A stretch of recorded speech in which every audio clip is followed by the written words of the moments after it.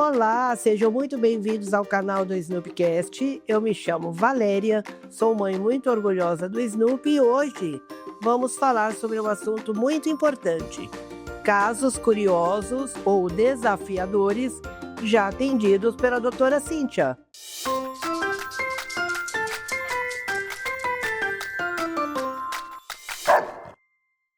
Seja muito bem-vinda a mais um episódio do Snoopcast. Muito obrigada, é sempre um prazer estar aqui. Muito obrigada, eu que agradeço, viu? Hoje nós vamos falar sobre casos desafiadores. Me fale algo sobre isso. Os desafiadores são mais desafiadores os mais idosos, porque quando a gente tem um filhotinho, a gente consegue alterar comportamento de uma forma mais prática, mais rápida. Então o animal tem um nível de aprendizado, uma velocidade de aprendizado maior do que quando a gente tem os idosinhos. E quando a gente tem adaptação de cães idosos, acaba sendo um desafio maior quando os animais eles já têm cada um o seu histórico de vida, seu repertório de vida e de problemas comportamentais, cada um de forma individual. Então quando a gente une esses cães, seja por questões diversas, né? Mas na pandemia a gente teve muito, infelizmente, falecimento de tutores, né? E acabando tendo que juntar esses animais, acaba sendo um desafio maior quando o animal é idosinho. E isso me remete a um caso de forma específica que foi muito difícil porque a tutora perdeu a mãe e a mãe tinha 2 cães e ela tinha um cão. E essa adaptação foi feita de uma forma mais desafiadora para ela. E a rotina de vida dela já tinha passado, pós-pandemia, para 100% presencial. Então, a gente tinha um combo de problemas, né, comportamentais. E também esse tratamento, essa terapia da ansiedade por separação. Então, acaba sendo um desafio. Eu diria que, além dos idosinhos, as comorbidades, né, quando o animal ele tem mais de um problema comportamental, acaba sendo um desafio. E problemas comportamentais junto com problemas clínicos acaba sendo um desafio também. Eu até brinquei, né? Falei, são todos, porque a gente tem cada caso a sua particularidade. É um caso, né? E a gente precisa avaliar de forma individual, né? A gente não faz isso de uma forma indiscriminada. A gente avalia de forma individual e trata de forma individual também. Mas eu acredito que essas questões são desafiadoras porque a gente tem mais de uma coisa impactando no comportamento e tudo impacta no comportamento. Então a gente observa isso. Geralmente cães que têm fobia de fogos de artifício também têm fobia de chuvas e trovões, também têm fobia de barulhos e ruídos adversos e de objetos em movimento. Então sempre tem mais de uma coisa relacionada ali que pode afetar o comportamento. Você falou do caso aí agora a mãe da tutora que faleceu. Então veja, tanto o pet quanto a tutora teve perdas. E essa perda, com certeza, impactaram na rotina de ambos e também, logicamente, vai impactar no comportamento, não é? E a tutora morava numa casa e os cães ficavam no quintal. E a filha da tutora morava em apartamento. Olha aí. E era restrito o espaço. A própria tutora também estava em luto, então é uma dificuldade. E também a gente tem que ter uma delicadeza e uma empatia pela situação que o tutor também passa, né? Entender o momento da família e tentar adaptar, ajustar, ter empatia e cuidar para resolver o problema de comportamento da melhor maneira possível, né? Então são situações que são desafiadoras mesmo, né? O tutor tendo que mudar a vida, tendo que trazer os cães sofrendo com a perda e com a mudança de residência. Sim. E com a separação da própria tutora que estava saindo para trabalhar, saindo do home office, indo para o presencial 100%. Então nessas comorbidades, nessas coisas que acontecem junto com uma que todos vão sentir. Todos vão sentir. E esse impacto às vezes é bem grande. Então, eu tive comigo mesma, eu tive uma situação mais ou menos semelhante, porque o Snoopy chegou na nossa vida. Meu marido, eu sou viúva há 2 anos e o Snoopy tem 4, então o Snoopy viveu com o meu marido juntamente com a gente durante 2 anos. E ele chegou no momento que foi logo quando meu marido descobriu o câncer. Então foi um momento muito impactante para a gente. Com certeza ele acabou assimilando isso porque nós éramos muito companheiros, a gente viajava juntos e aquilo trouxe para a gente uma reclusão. Nós acabamos ficando sem passear, então veio o tratamento. Então foi um baque. E o Snoopy acho que assimilou um pouco isso também. E aí, depois de 2 anos, meu marido faleceu. E aí, como lidar com isso? Durante todo o tratamento do meu marido deixou o Snoopy ser um dos maiores companheiros dele. Então, eles ficavam deitadinhos juntos, ficavam fazendo carinho. Então, o Snoopy assimilou aquilo, que o Alfredo era o maior companheiro dele. E aí o Alfredo se foi. E agora? Como trabalhar isso? Foi uma luta, viu? Eu acredito. Sinto muito pela sua perda.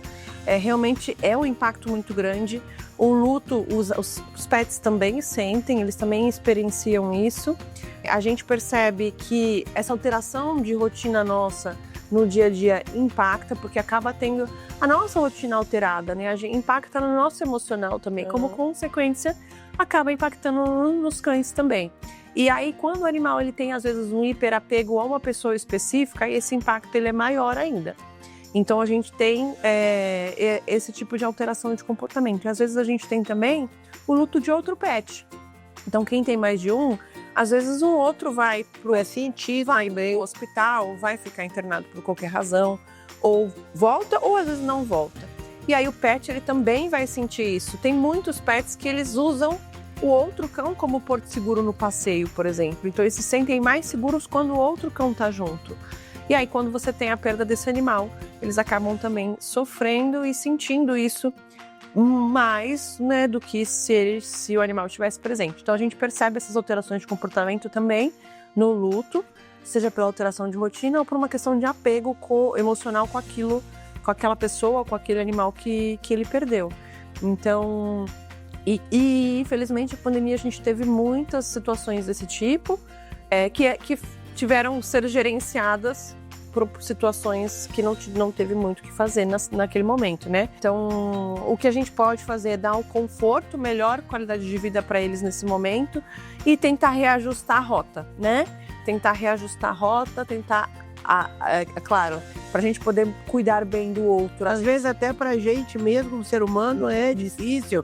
Às vezes tem que procurar um psicólogo. Exato. E aí o pet também tem que ter um profissional para Exato. E para a gente reajustar a rota, a gente tem que estar bem para poder cuidar do outro, né? Então, a gente também se respeitar, entender que a gente também tem que ter o nosso tempo, cuidar de si. E aí, quando a gente já estiver melhor, já estiver pronta, buscar ajuda para conseguir resolver outras questões que eu acho que é super importante também. Não dá pra gente querer abraçar o mundo nesses momentos, porque não dá. A gente precisa respeitar também o nosso luto e o nosso processo. E aí depois seguir e ir em frente, recalcular a rota e fazer o melhor com aquilo que a gente tem, né? Tem um filme, acho que é do Richard Gere, que o tutor falece e ele vai todo dia lá na estação de trem para esperar. Como no caso do luto, logicamente precisa do profissional para trabalhar isso, mas eu ouvi dizer que algumas pessoas falam, não sei se é crendice ou não, que o cachorro teria que se despedir, ver a pessoa ali no caixão. Isso é verdade? É mito? Não, isso é mito. A gente traz muitas emoções humanas, a gente coloca, é natural do ser humano a gente fazer isso, a gente coloca muitas emoções humanas no animal. Porque é o nosso jeito de ver a vida, é o nosso jeito de entender as coisas, a gente acaba transpassando um pouquinho. O animal ele não tem sentimentos complexos, como rancor, como birra. Claro, o luto sim, principalmente pensando numa questão de rotina, numa questão de hiperapego, que a gente estava conversando, de um apego com aquela pessoa que ele perdeu. Mas no nosso caso do filme especificamente, ele ia todo dia na estação de trem, então era um comportamento repetido, rotina. Ele ia todo dia na estação de trem esperar o tutor, todo dia na estação de trem esperar o tutor. Então, o nome do filme é Sempre a Seu Lado, quem quiser assistir. Sempre a Seu Lado, é lindo esse filme, muito bonito. Eu não gosto de assistir filme que o cão morre no final. Então é um filme que eu falo, pode assistir porque é bem bonito o filme. Voltando, então assim, quando a gente pensa no comportamento do cão ir até a estação de trem e esperar o tutor, mesmo que ele tivesse despedido, é um comportamento repetido em forma de rotina. Ele estava o tempo todo indo na estação de trem. Aguardando. Então, mesmo que ele tivesse se despedido desse tutor numa lei, ele iria de qualquer jeito, né? É amor mesmo. É um comportamento, exatamente. Então, quando a gente pensa nesse sentido, eu acredito que, acho que talvez é uma extrapolação um pouco da emoção humana, né? A gente conseguir se despedir. Nos casos familiares, como que a gente deve... Qual a melhor conduta para que a gente poder trabalhar isso no dia a dia para não impactar tanto na vida do pet? Como que a gente poderia trabalhar isso? Com, sei lá, utilizar algum comando? Pensando no nosso dia a dia dos nossos pets, nas alterações de comportamento que a gente recebe como rotina, ideal é que todos da família estejam presentes. A gente, até para não sobrecarregar um tutor só. Então, quem tiver contato com o cão, no dia que for marcar a consulta, estar presente ajuda bastante. Porque aí vocês dão, além de, mesmo que não dê um suporte físico no dia a dia dos treinos, você dá um suporte emocional. Lembra que ela falou isso é legal. E também a comunicação fica fluida dentro de casa. O que acontece muitas vezes é que quando só um participa, ele faz correto, mas os outros que moram na mesma casa fazem as coisas que estão acostumados a fazer e sempre fizeram. E aí a gente não tem alteração de comportamento, porque, vamos supor, decidimos, combinamos aqui entre nós, que o pet vai subir no sofá. Mas essa decisão foi feita sola. E aí essas outras 3 pessoas não fazem. Fica uma comunicação ambígua para o cachorro. O cachorro não sabe, 7 horas da noite... Consegue entender. 7 horas da noite eu posso subir, mas depois das 8 às 18 eu não posso subir? O que está acontecendo? Como é que eu vou gerenciar isso? Uhum. Então fica confuso para o cão. Vamos decidir que nós não vamos dar comidas humanas temperadas para o cão, porque isso faz mal. A veterinária falou que faz mal. Mas eu falei com uma pessoa, as outras 3 pessoas da casa não sabem disso ou não fazem não se comprometeram. Não interação familiar. Ou interação familiar, e aí elas não vão seguir. Então, vai continuar tendo o cachorro pedindo à mesa a comida. Por quê? Porque na hora do jantar, eu tiro do meu prato e dou pro cachorro. Então, precisa todo mundo dar as mãos. Eu falo que é um trabalho multidisciplinar, ou seja, eu tenho mais de um profissional muitas vezes trabalhando, e também multifacetado. Eu tenho mais de uma pessoa. Eu dou a mão mesmo com a família e a todos os integrantes da família para a gente resolver o problema comportamental do cachorro. Então, a gente um trabalho de múltiplas mãos. Eu estou maravilhada aqui com todos esses episódios, porque eu aprendi muito. Hoje eu tenho certeza que eu vou mudar o meu comportamento em relação ao Snoopy para também melhorar a qualidade de vida dele, porque é muito importante. E vou depois fazer umas consultas lá contigo, hein? Não, mas eu fico feliz de poder ajudar. Falar de comportamento é uma coisa que é um prazer para mim e eu realmente adoro. E a gente entendendo o comportamento deles, a gente entende a cabecinha deles, entende o processamento. Quando nas minhas consultas, eu gosto de explicar, como eu estou explicando para vocês, os detalhes, porque não adianta eu, como veterinária, falar assim, Valéria, toma, você vai dar esse medicamento aqui e a gente vai fazer XYZ, sem você entender o processo. Porque a chance de você engajar no meu tratamento comigo, ela é baixa se eu fizer isso. Agora, quando eu te explico o porquê das coisas e o caminho que a gente vai seguir para a gente chegar no objetivo, sair do ponto A e sair do ponto B, a gente engaja e a gente tem a maior chance de resolução do nosso problema comportamental. Então, a explicação até é super legal por isso, porque a gente entende melhor os nossos pets, a gente convive melhor com eles dentro de casa e eles ficam mais felizes também. Então, e a gente também como consequência. Com certeza. E a gente costuma preocupar muito com a questão humana. Precisamos passar no especialista, precisamos passar no psicólogo, precisamos fazer um tratamento, mas e o pet? Né? E você As sabe- pessoas não pensam nisso. E você sabe que até o humano, a gente tem um pouco de preconceito, né? Ah, você vai no psiquiatra, você é maluco. Exato. Porque muita gente tem preconceito nisso. Então, quando a gente... Claro, hoje em dia tem cada vez mais isso se desmistificado. Complicado, né? Mas pensando no pet, isso é muito importante também. Porque senão a tendência, né? Por exemplo, dando exemplo como agressividade. A agressividade é uma espiral crescente. Então, a tendência é sempre essa espiral aumentar e essa agressividade evoluir. Né? Vou dar um exemplo. Minha linguagem corporal. Se a gente estivesse falando um assunto que eu não estivesse gostando, eu ia estar com uma linguagem corporal de estresse aqui, ó. Braço cruzado e a perninha balançando e minha cara fechada, talvez eu ia estar assim. Isso é uma linguagem corporal. Se a gente continuasse falando nesse assunto, eu ia verbalizar, eu ia vocalizar. No cachorro são os latidos, eu ia falar: oi, então, vamos fazer o seguinte, vamos mudar de assunto, que o assunto não tá legal, um exemplo. E se a gente continuasse falando no assunto, eu ia levantar, eu quero ir embora. Então a agressividade ela é uma espiral crescente. E nos cães não é diferente. A linguagem corporal demonstra pra gente a emoção que o cão tá sentindo. Sim.